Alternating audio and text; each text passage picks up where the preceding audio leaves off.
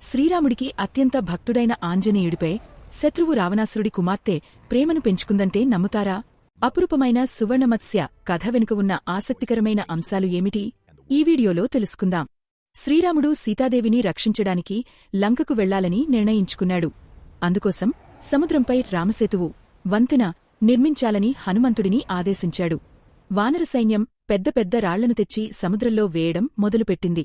కాని ఎంత వేసినా రాళ్లు మాయమైపోతున్నాయి. వంతెన నిర్మాణం ముందుకు సాగడం లేదు.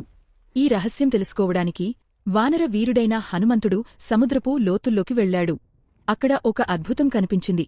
ఒక అందమైన జలకన్య, సగం మనిషి, సగం చేప రూపం తన అనుచరులతో కలిసి వానరులు వేసిన రాళ్లను దొంగిలించి వేరే చోటికి తరలిస్తోంది. ఆ జలకన్య మరెవరో కాదు, లంకాధిపతి రావణాసురుడి కుమార్తె సువర్ణమత్స్య. తన తండ్రి ఆజ్ఞ మేరకే సువర్ణమత్స్యవంతెన నిర్మాణాన్ని అడ్డుకుంటోంది.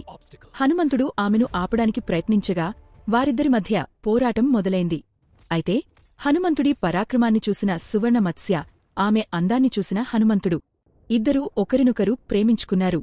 హనుమంతుడు తన పని యొక్క ఉద్దేశాన్ని, రావణుడు చేసిన తప్పును, రామధర్మాన్ని సువర్ణమత్స్యకు వివరించాడు.